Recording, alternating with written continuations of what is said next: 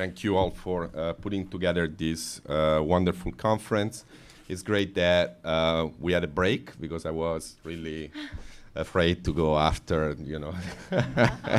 Wendy and Jody, but after a drink or coffee or whatever, everybody will have, a bit of space. This paper, Can the Individual Self Be Organized? I'm not sure whether it's readable. Is an attempt, to address one of the questions that are asked by the organizers of the conference. I don't know if you read the text. It's whether media theorists and practitioners can still envision new modes of subjectivity, or whether this is a task that we have delegated to internet startups, while our role is simply to be the role of the Cassandras and the doomers of the online world. And so I read this as a question on the possible autonomy of the subject, be it collective or individual, from the capitalist quantification of the online self, from the metrification of social capital and social relations, and so forth. While this is a question that needs to be asked, I'm not sure whether it can be properly answered. At least I'm not sure whether it can be answered by assuming that the online subject exists beyond its phenomenological manifestations, that is the long trail of data that each of our actions generates. So rather than beginning from the unit individual profile or from the value that it is attributed to each of these profiles, I will base my analysis on what Gilles Deleuze called the dividual. That is from the segmentation and explosion of the online self in a myriad electronic transactions, these phenomenological manifestations. And I think that this was very present also in Jody's talk, even though she used different terms. So after examining the concept of the individual, I will explore how financial derivatives assemble and correlate transactions that would otherwise belong in different markets to produce what Randy Martin calls a new form of intercommensurability. And the intercommensurability of derivatives is useful to think how individuals can be assembled into con-dividuals, that is, into assemblages that are basically algorithmically composed and decomposed. I would also argue that if the derivative leverages multiplicity algorithmically, con-dividuality can be thought as a non-algorithmic syntax that connects different processes of subjectivation and types of struggle.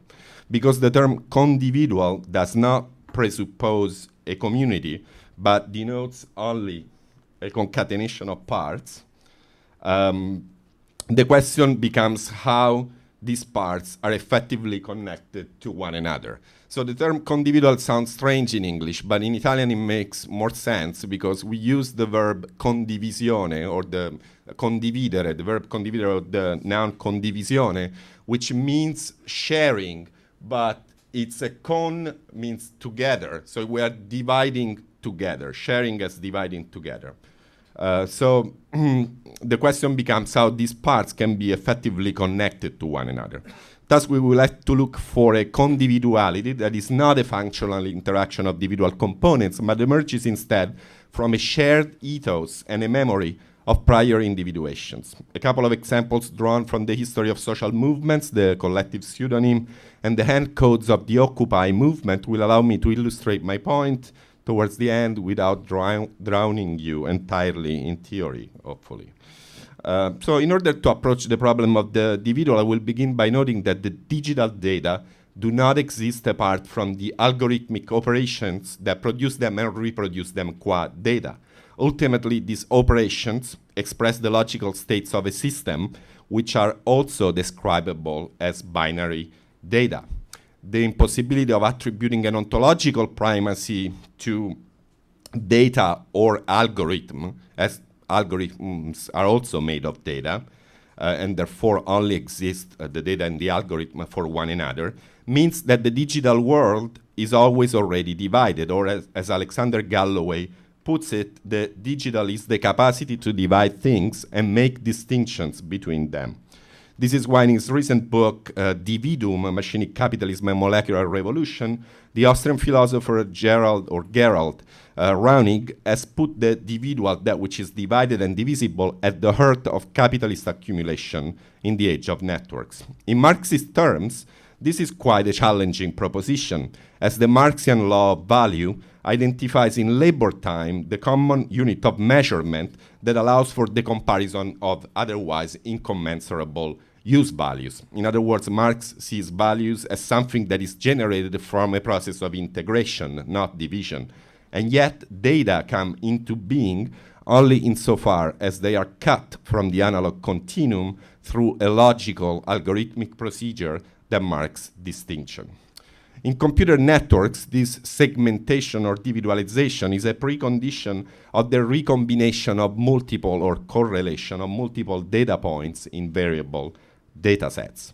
This means that the individual is always open to interaction, always ready to be detached from and attached to other individuals. Thus, compared with the individual, which prides itself of its unique properties, the individual has the advantage of being combinable with other divisible beings that share some properties with it. As Raonic notes, dividuum has one component or multiple components which constitute it as divisible and concatenated with other parts that are similar in their components. Similarity. Interesting. What happened here? Similarity, okay. Not sameness or identity, similarity concerning only some components. Now, there is no doubt that the media play a central role in articulating or re-articulating such divisions. For example, reality TV shows and social media have been described as modern forms of confession. If Foucault has taught us that the Christian confession, in the Christian confession, the desire to admit guilt and be relieved is channeled within a formal procedure which is quickly introjected and naturalized, the Facebook confession is fueled by a desire to publicly communicate oneself and is habituated through the daily sharing of information via a user-friendly interface. Yet, academic research has also shown that social media users are often aware of the risks of sharing too much personal information, of the intricacies of addressing multiple audiences within the same informational space, or of appearing inauthentic as a consequence of self-branding. Thus, on the first level, the private space of the confessional or the analyst's couch, for that matter, might still allow for disclosures that remain unspeakable in the highly managed arena of social media. On a second level, social media users show a willingness to give their personal information away to the platform owners in exchange for access to relations and information that might increase their capacity to act. From this angle, social media are nothing but a Faustian bargain. On the one hand, the individual self is correlated to other individual selves as data, as a set of transactions which become part of that capital.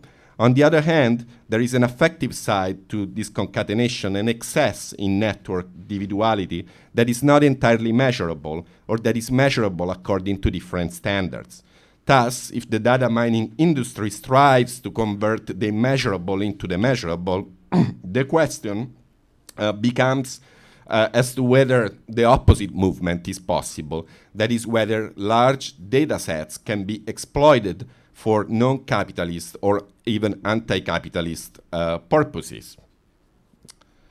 In order to approach this problem, I will take a quick detour on some recent literature on financial derivatives and the dividualization of the economy. This will allow me to introduce the notion of con-dividuality and discuss whether the assemblage of dividuals can only be understood as a functional algorithmic process predicated upon a cut in the analog continuum, or whether it is the interaction among parts that generates information. So authors such as Appadurai, Arjun Appadurai, Christian Marazzi, Randy Martin see the derivative as an instrument that, far from epitomizing the parasitical nature of financial markets, links disparate economic sectors and types of capital, making them commensurable with one another. In bundling attributes that mediate between the commodity and the asset, between different forms of money and different kinds of debt, the derivative allows for the intercommensurability of values that were previously incommensurable.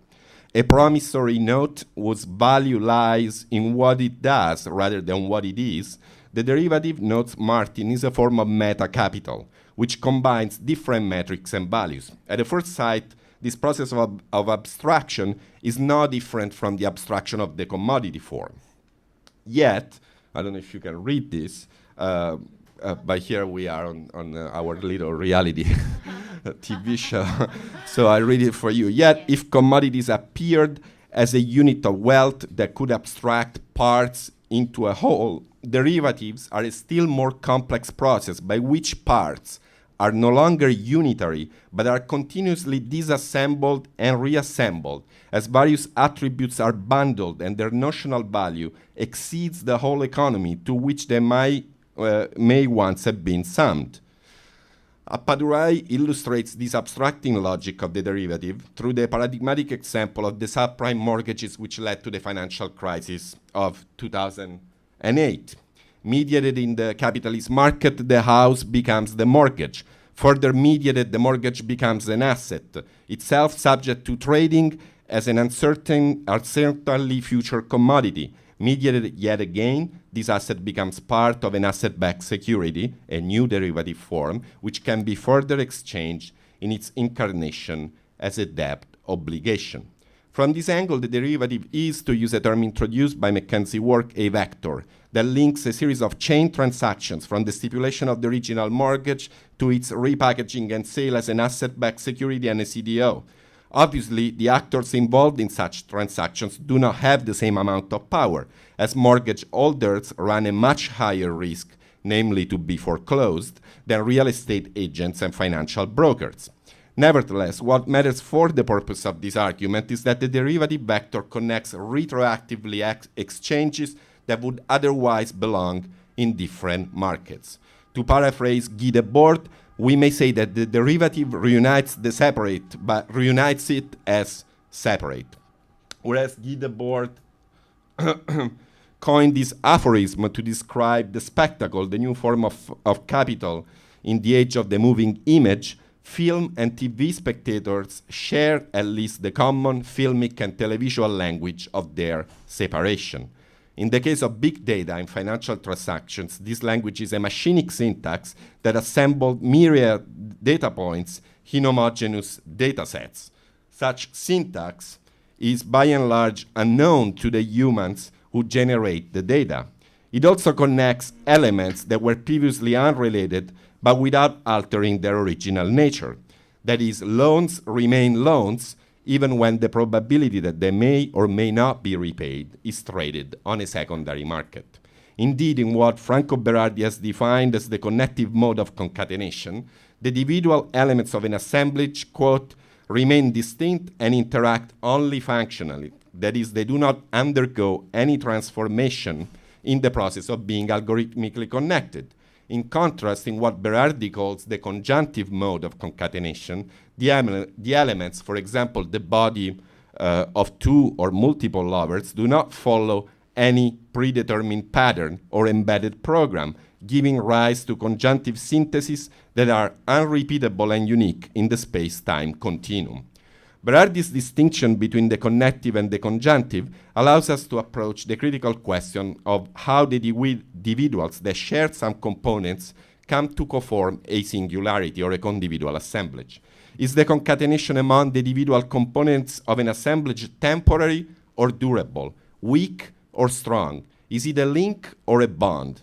Now, if we are to emphasize the transformative nature of the cum of condividuality, that is the notion of connection as a bond, we risk of charging this connection with a power similar to the force that it has in the term community. Indeed, the Latin term communitas descends from the mutual obligation of the munus, as several philosophers have noted, the gift that must be reciprocated, or the tribute that all Roman citizens had to pay to be included in the community. In contrast, the cum of condividuality does not entail a reciprocal obligation, but emerges instead through the very process of concatenation. If we go for a weak reading of the cum, on the other hand, we risk of understanding condividuality and concatenation as a kind of functional interaction similar to that of financial transactions, that is, when the parts do not get transformed in the process of being connected to one another.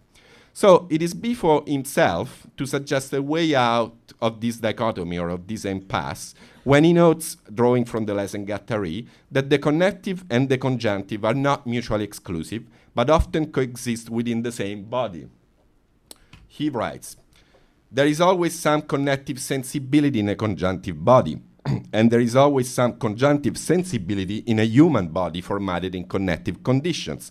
It's a problem of gradients, shades, undertones, not a problem of antithetical opposition between poles. But if the connective and the conjunctive rarely appear as separate and opposed to one another, then perhaps we should more carefully consider their hybridization and complementarity. For example, all languages embed lexical, phonetical, and syntactical rules that govern the functional interaction of linguistic elements such as syllables, phonemes, and words. It is by following and interpreting these rules that humans and animals modulate singular and conjunctive linguistic expressions. Similarly, it is through repetition that children's play becomes structured in games, whose formal rules allow in turn for the invention of new games.